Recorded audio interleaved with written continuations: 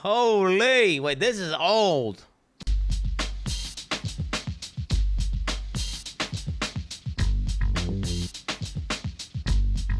I want to see what he says. Hi everybody, this is Paul. I'm here on RPAD TV, and I'm here with Jonathan Rogers, the lead programmer on Path of Exile. So, for people who aren't familiar with the game, what kind of game is it?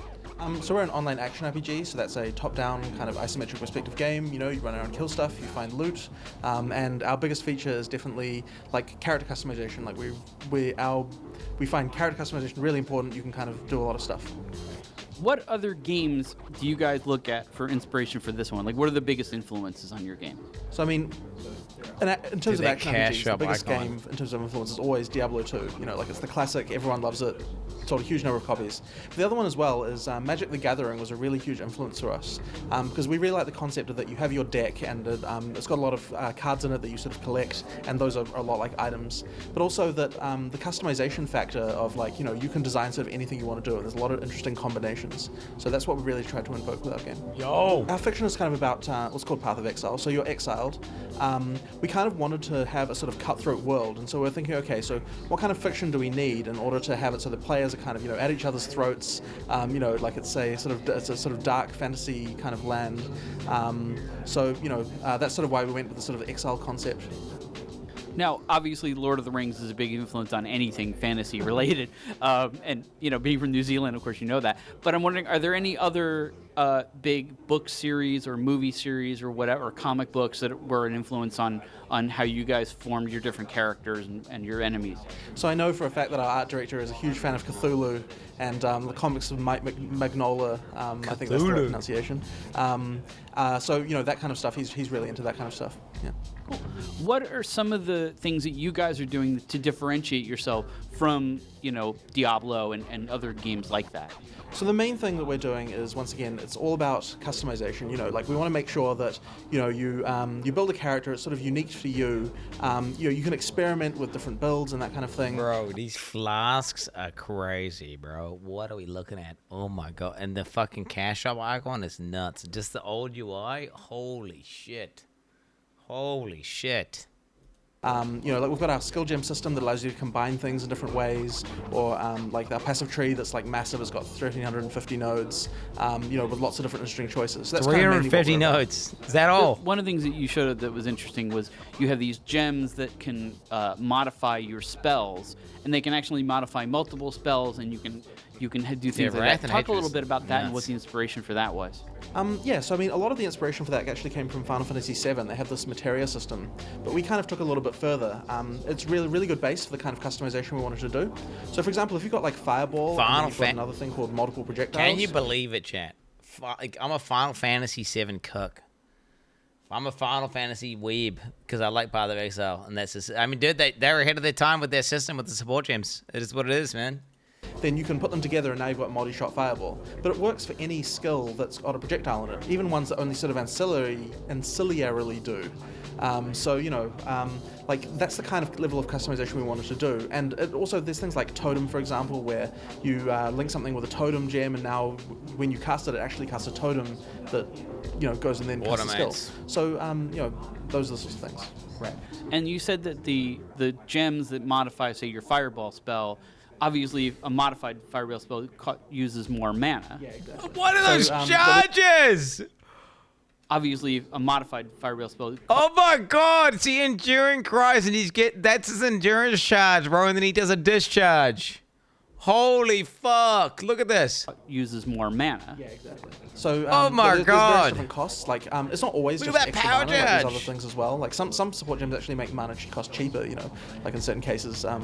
But yeah, I mean, we basically try. So if you try to put everything into one big uber spell, it'll probably cost like a huge amount of mana or have some other cost. But if you like have lots of individual little spells, then you know it's cheaper, cost more of them. Another interesting thing is, dude, unlike a lot of these games, you guys don't have gold. There isn't gold or any sort of money in the economy of the game. How does that work? Yeah, so we kind of... Wait, my bad. I need to get rid of the visual component of that sound effect. I'm not sure. 1.9 million gold, by the way. Yeah, there it is. looked through all of the different things that gold was used for in action RPGs, and we kind of designed our way away from most of them. So we sort of thought, well, hang on, what if we just got rid of gold, and instead of that, we have these sort of currency items, which all of them have sort of some inherent use. So for example, you can like take a white item and then upgrade it to a rare, and then maybe you can add a mod to that, and then maybe you don't like it, so you scour it away. You know, so it's sort of like a crafting system where you can modify things. And we try to make it. This was intelligent, by the way. Like in hindsight, you're like, it's obvious. It's not. Like this is cool as fuck. I'd never experienced a game with crafting like PoE before. This is fucking cool. It's my favorite type of crafting in any game. Any so good. Items can apply to any of the different types of things in the game. So for example, we have these in-game maps which kind of open a portal to a map, and you can add properties to those just like you could with any like a sword or something like that. Now, let's say I am a mage and I find like a cool sword out in the world and I upgrade it with gems or whatever, but obviously I don't need it. What do I do with it? I can't. Do I sell it in a store? Do I just say, oh, I can't do anything with it, I throw it away? What do you do? How do you get rid of it, or how do you use it? So the main thing we want to promote is trade between players, but you don't have to do that. There's quite a lot of other things you can do. So for a start, there's like the shop, right? You can just go to the shop and sell it for like shards of currency items that sort of upgrade to the larger pieces. But the other thing as well, of course, is that you have a big stash, throw it in there. One of your other characters will, I'm sure, will want to use it. So we try to promote people to create multiple characters. Like we give you 24 slots to start with, and we hope that you'll use all of them. the barter economy is kind of Jonathan on stimulants now? What? I feel like he speaks a lot better back like 10 years ago. What happened? Are they on meth now that he's like the CEO? What do you think it's age? He seems way more hypo now. You'd think you would be hypo when you're younger and more chill when you're older. Am I crazy? He's got to be on Andy or some shit. Or maybe just tons of coffee. True. Just tons of coffee. Strong as it. For people who like doing trade as like a job. There are people who predicting I don't do any stimulants like outside the game. They just like to trade, and like because that's kind of the thing that they like. So for those people, having a trade system which is very barter based is kind of interesting because the prices of everything are all kind of fluctuating all the time, and like it's kind of interesting. You have to sort of ask the community, hey, what's currently Orb of Alchemy worth? So like that kind of game is like actually being played up quite a lot there. Was one of the reasons you guys didn't want to do gold because you didn't want the whole gold farming thing to happen in your game? That is a factor, definitely. It's when every item in the game has a use. There's no everything's kind of its own sink. Like we don't get the problem where like you get gold that becomes like massive inflation and that kind of stuff. So the economy is quite resistant to that those kinds of problems, which is a really nice bonus. But also it's just that we felt like we didn't really need it, and we like the kind of barter stuff that happens, and it sort of comes once again a little bit back to Magic, where like people trade cards and that kind of stuff. We kind of want to encourage that kind of thing, rather than just sort of selling everything for a faceless amount of gold. RMT's not a big deal in PoE, right? Like, no, like let's be real. No, only fucking retards RMT. Only retards RMT. Most of the goats play SSF anyway, so. I mean, yeah, people, guys, streamers at RMT, they don't buy stuff. They sell shit, okay? And all the streamers that are actually fucking good and actually popping off, well, guess what? They're not stupid enough to risk their entire fucking Path of Exile career being an RMT cuck anyway. Method is not RMT, bro. What are you talking about? Method is not RMT. Elon, the only people who RMT is Elon and fucking Rob from the block. And like some Russian guy that Steel Mage called out a few years ago. I don't fucking know. Some Russian guy. Legit. So I don't know fucking anyone who RMT is actually legit. Let's talk a little bit about the skill trees when your character's leveling up.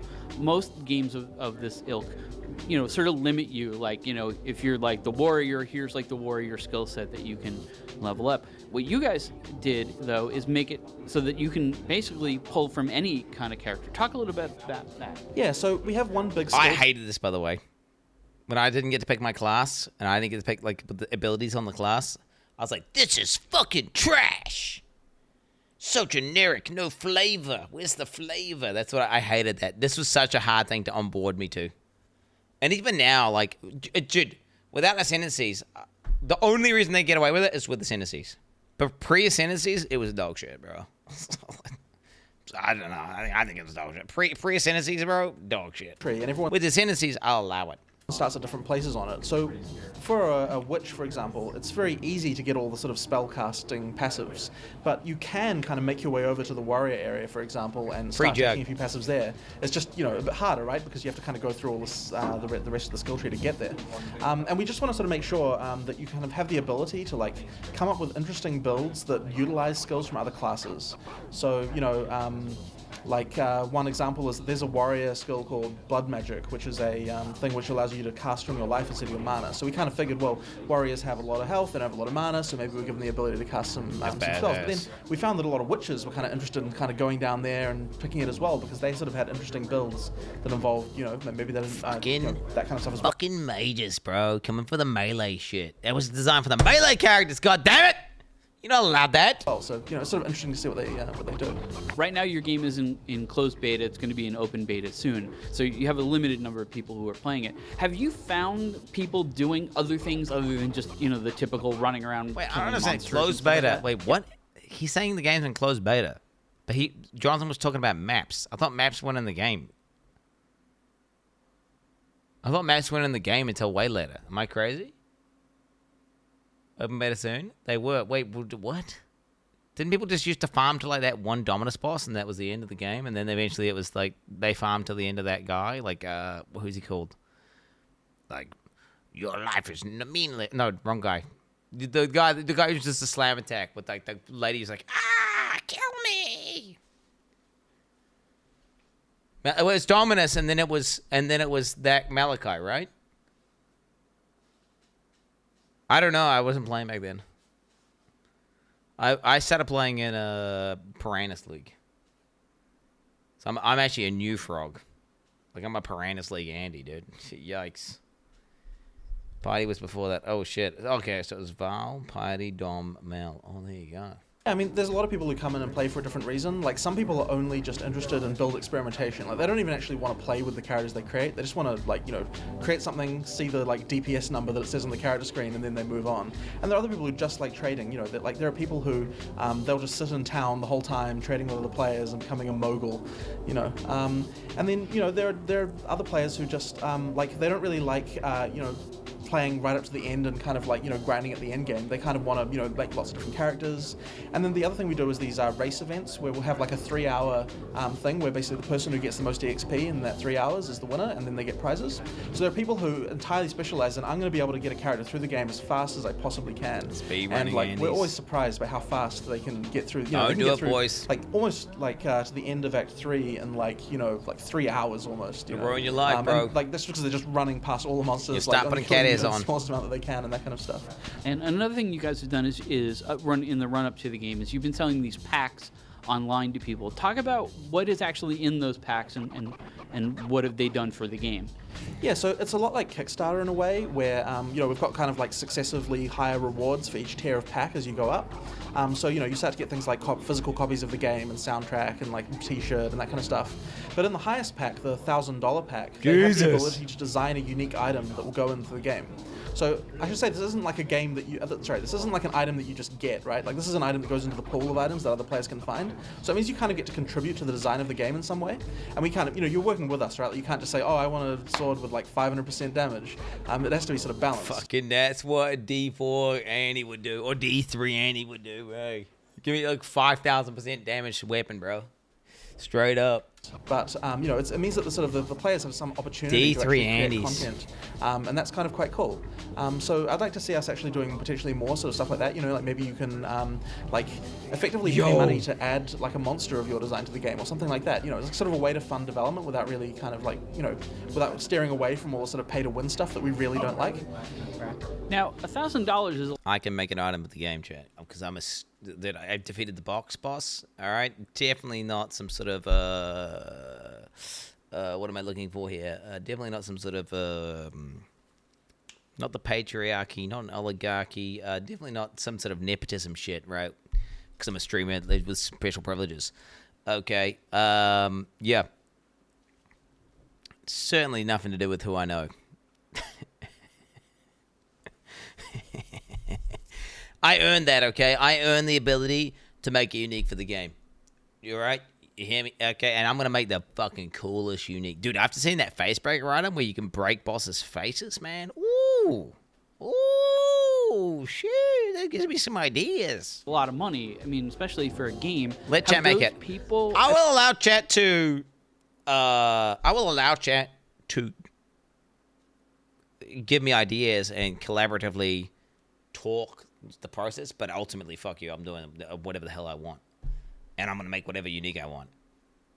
I've got many ideas, many ideas, but I'm just gonna keep waiting. I think it's you. There's no way you do unique this early, though, bro. Why would you do unique this early? Why not wait till 1.0? You know. Have you had a lot of people buy that to get to make their own item? Yeah, so there's 176 of them, and they're actually like it's very interesting actually seeing the sort of demographics. Like there's some people who are just like they've got a lot of money, Right. or there's some people who just like they really love the game, they want to be a part of it. There's like a lot of different people who try to do it. But yeah, I mean all of them like are definitely very passionate. And they do know the game isn't like going to be $1,000, right? Oh yes, absolutely. Yeah. Okay. They I mean a lot of them actually really like the fact that we're not doing the whole pay to win thing, and they kind of want to like some people would say I want to reward you with the fact you're free to play, but you're not selling all of the horrible stuff that makes other games like bad. So It's crazy. It's like the game. It's ethical or whatever, and it's free to play and all that shit. And it's also the game that I spent the most money on, like bar none. Unless we count Diablo Immortal, but it's very close. It's very close. Like my PoE account's got like tens of thousands of dollars put into it, which is crazy. Game going to be in open The thing beta? is, it's not pay to win though, right? Like you don't need to do that. You just can. Oh, okay. Outside of the little tiny marginal increase, it is slightly pay to win, but it's just like the barrier to entry is like 2 millimeters high, right? You just got to step over it. I mean, if you can't afford $25 or whatever it is to get the currency stash jab, I mean, you need to get a job, bro. You need to not be playing the game. Let's not get it twisted straight When up. does your item creation code expire, Boba? It can't expire, bro. If it expires, I'm gonna complain to the GG devs. Been like, what the hell? You didn't tell me to expire. I will complain to their manager. I will fucking DM Chris Wilson, and I'll be like, yo, you don't work at GG anymore, but like, what the fuck, man? For people to join, and when will it actually be out and done and all that other fun stuff? Okay, so Talk to we're Jonathan going for into me. open beta on January the 23rd, so hopefully we'll see a lot of people playing then. And at that point, like, your characters will be around forever. Like, there's no reason not to play at that point. But the actual release of the game should be something like 5-ish months after that, I hope. Like, we don't want to be in open beta forever like, some games are. We do want to actually release. But, like, we've got a little bit more content to make and, some other features. And as soon as that's done, we'll be coming out. Cool. Jesus. Thanks. Classic, dude. No. That was cool. That was a cool little interview. That's weird. It's weird to see it, like, clearly Jonathan was popping off and he's the same dude he is now, like, back then. But, he's... That hooded fuck. When he does interviews now, he's, like, a Anything lot take your more... fancy? If you find a pint out there, do bring it back. What's the cadence of how he speaks? He speaks a lot faster and spams a lot more words. I did not call him a drug addict. It's just weird seeing how chill he is compared to now, how he's a lot less chill. What would you like till next time? Okay, I said, is he on Addy? I did not say he's doing cocaine. Adderall's a medication. Okay? Oh my. I did not say he smokes meth. Okay, you are making these things up right now, guys. I don't appreciate that. I did not say Jonathan from GG smokes Take meth. a look. I'll find some use for that. Go well. You literally called him a crackhead. Yeah, okay, dude. Are you saying I speak like a crackhead here or what? What are you trying to say? Yo, what's going on, guys? Quinn69 here. Today I'm going to be bringing you guys a guide on how to squeeze every last little bit of damage out of your character. We're going to explain damage to you guys.